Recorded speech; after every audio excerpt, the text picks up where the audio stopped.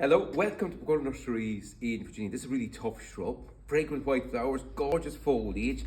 It's a golden Philadelphus, Coronarius Aureus, commonly called mock orange.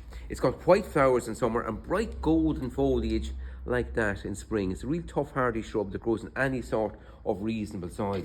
The flowers in summer, the flowers are like that there. So white fragrant flowers in summer. And realistically, it's normally kept to a height of about a metre and a bit.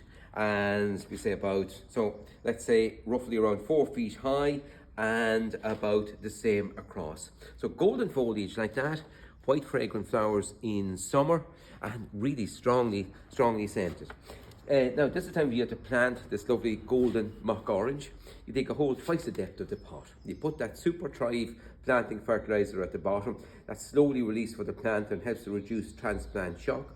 And then some compost and soil on top, preferably swell well compost and soil on top, and swell well compost and soil back in around. And this lovely golden mock orange will be in your garden for years and years to come. Really colourful foliage and white fragrant flowers in summer. Goodbye for now. Enjoy your garden.